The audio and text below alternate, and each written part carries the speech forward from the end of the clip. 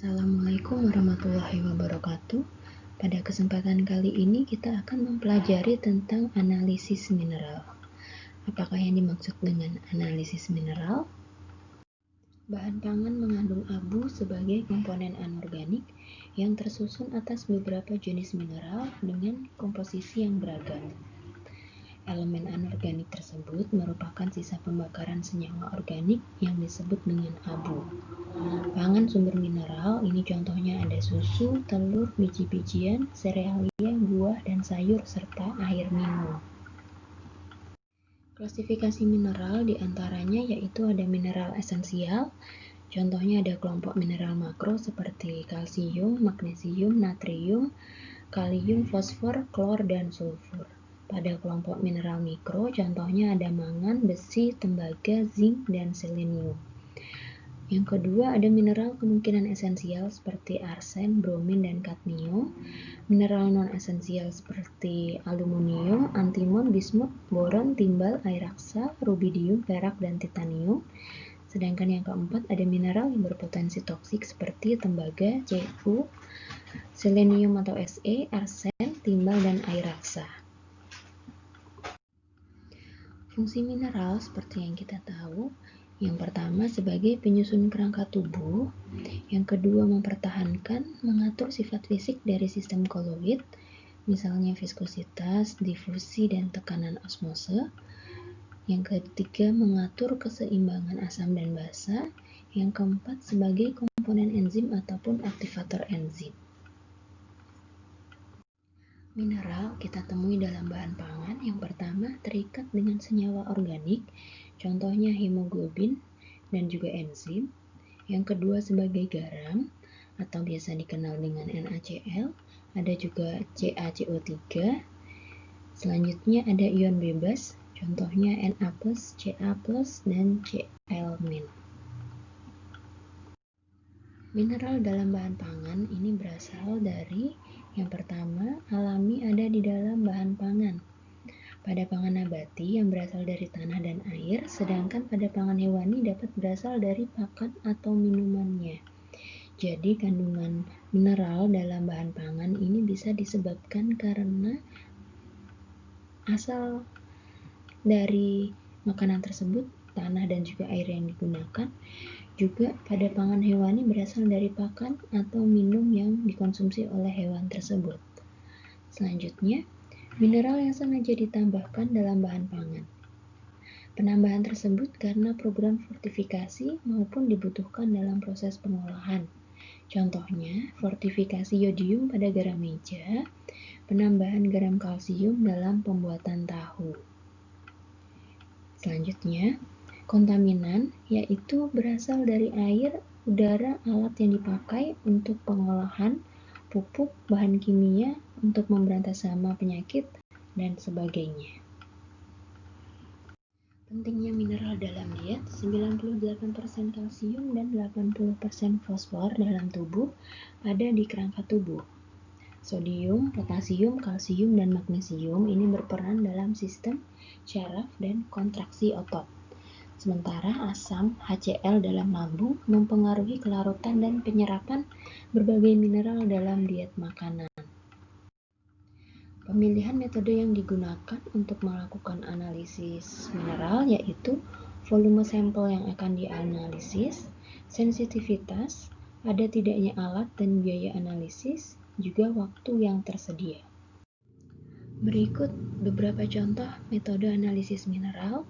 Yang pertama yaitu dengan gravimetri, yang kedua volumetri, dan yang ketiga kolorimetri. Apa yang dimaksud dengan gravimetri? Ini mineral diendapkan kemudian ditimbang, pengendapannya dilakukan secara selektif, kemudian contohnya pada penentuan kalsium oksalat. Yang kedua ada volumetri, di sini contohnya ada titrasi kompleksometri dengan eta, titrasi reduksi oksidasi dengan KMNO4, titrasi presipitasi dengan Ag. Sedangkan pada kolorimetri ini berdasarkan reaksi pembentukan warna yang dapat menyerap atau meneruskan sinar pada panjang gelombang tertentu. Contohnya ada spektrofotometri, AAS atau spektrofotometer serapan atom. Yang pertama kita akan mempelajari metode analisis mineral dengan volumetri, yaitu titrasi kompleksometri dengan ETA. Prinsipnya menggunakan asam karboksilik untuk membentuk kompleks yang stabil dengan ion metal. Titik akhir dideteksi dengan menggunakan pengkelat mineral yang mempunyai afinitas lebih kecil daripada ion mineral dan menghasilkan warna yang berbeda dalam bentuk bebas dan kompleks. Aplikasinya, metode ini cocok untuk mengukur kesadaran air dan mineral dalam buah dan sayur. Selanjutnya, metode analisis mineral dengan kolorimetri. Prinsipnya yaitu menentukan konsentrasi mineral berdasarkan hukum Beers atau hubungan antara intensitas warna dan transmisi sinar. Jadi di sini yang ingin diketahui adanya pembentukan dan pengukuran komponen berwarna. Sifatnya harus stabil, reaksi cepat, dan menghasilkan warna yang tunggal. Aplikasi metode analisis mineral dengan kolorimetri ini biasanya digunakan untuk berbagai mineral seperti penentuan fosfor dengan spektrofotometri. Penentuan mineral dengan AAS atau spektrofotometer serapan atom. Penentuan mineral dengan AAS merupakan metode analitik yang sederhana dan paling banyak digunakan dalam bahan pangan. Dapat digunakan untuk menganalisis mineral dengan sensitivitas yang tinggi. Aplikasinya dapat digunakan untuk menganalisis kontaminan logam berat, dapat digunakan untuk menganalisis tembaga, zinc, kadmium, antimon, merkuri, dan timbal. Berikut gambar alat Atomic Absorption Spectroscopy atau disebut AAS. Jadi di sini ada elektrodanya yang untuk menganalisis warna. Kemudian ada komputernya yang akan membaca hasil dari panjang gelombang. Prinsip analisis dengan AAS yaitu melakukan pengukuran jumlah sinar yang diabsorpsi oleh atom dari unsur mineral. Pemanasan pada suhu tinggi menyebabkan atom akan naik tingkat energinya dan tereksitasi. Kenaikan tingkat energi tersebut karena atom menyerap energi radiasi dari sinar yang berasal dari sumber radiasi. Penyerapannya akan bersifat selektif, contohnya ada kalsium pada panjang gelombang 422,7 nanometer. Kelebihan metode AAS yang pertama yaitu kemudahan persiapan sampel, yang kedua memiliki keakuratan yang tinggi, ketiga tingkat reproduksibilitasnya tinggi, yang keempat kisaran pemakaiannya luas, dan yang kelima waktu analisis yang dibutuhkan itu relatif lebih cepat. Contoh analisis mineral di sini ada analisis kalsium atau Ca. Cara untuk menganalisisnya, pengendapan kalsium sebagai kalsium oksalat dan dititrasi dalam kalium permanganat setelah direaksikan dengan asam sulfat. Asam oksalat dan kalsium membentuk garam yang tidak larut, yaitu berupa kalsium oksalat. Berikut preparasi sampel pembuatan aliquot A.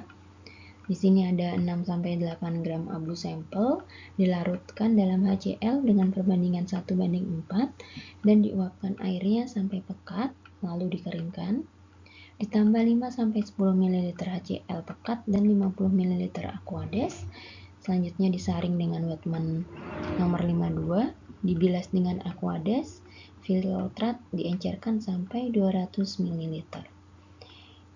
Aliquot ini yaitu proses mengambil sampel pada ukuran tertentu. Selanjutnya setelah selesai dibuat larutan aliquot A, diambil 10 ml aliquot A tersebut, diencerkan sampai 200 ml, ditambah 3 tetes metil orange, ditambah NH4OH dengan perbandingan 1:4 sampai sedikit alkali. Selanjutnya ditambah HCl dengan perbandingan 1:4 sampai sedikit asam, ditambah 10 ml HCl 0,5 N, ditambah 10 ml asam oksalat 2,5%. Selanjutnya dididihkan sambil diaduk. Setelah itu ditambah 15 ml amonium oksalat jenuh, dipanaskan sampai terbentuk endapan, didinginkan sambil diaduk. Selanjutnya ditambah 8 ml Na asetat 20%, lalu disaring. Cuci endapan dengan air panas, ditambah 10 ml H2SO4 dengan perbandingan 1:4. Panaskan sampai mendidih, kemudian didinginkan lalu titrasi dengan KMnO4 0,1 N. Di sini larutannya berwarna ungu. Selanjutnya analisis fosfor. Di sini ditentukan dengan fosfomolibdat, molibdat dan titrasi dengan NaOH atau dapat juga menggunakan kolorimetri setelah direaksikan dengan fosfoamonium molibdat dengan hidroquinon dan natrium sulfat. Selanjutnya analisis besi ini bisa ditentukan secara kolorimetri setelah direaksikan dengan alfa dipihidril. Selanjutnya ada analisis klorida. Ini diambil 10 ml aliquot A ditambah 1 ml K2CrO4 dititrasi dengan AgNO3 0,1 N. Pada contoh analisis timbal dengan menggunakan metode AAS, yang pertama yaitu melakukan pembuatan larutan standar. Setelah itu dilanjutkan dengan pembuatan kurva kalibrasi. Kemudian dilanjutkan dengan melakukan analisis timbal dalam sampel. Caranya, isap sampel ke dalam alat AAS melalui pipa kapiler, baca dan catat absorbansinya, kemudian bisa dihitung kadar timbal dengan memasukkan dalam persamaan regresi linear larutan standar dari kurva kalibrasi yang sudah dibuat. Untuk analisis jenis mineral yang lainnya dapat dilakukan dengan melakukan studi pustaka, misalnya pada textbook tentang analisis mineral ataupun pada artikel penelitian yang pernah dilakukan. Jadi bisa dilihat di bagian metode penelitian, di situ biasanya ada cara analisis mineral untuk bahan pangan tertentu. Sekian materi analisis mineral dari saya. Terima kasih, semoga bermanfaat. Wassalamualaikum warahmatullahi wabarakatuh.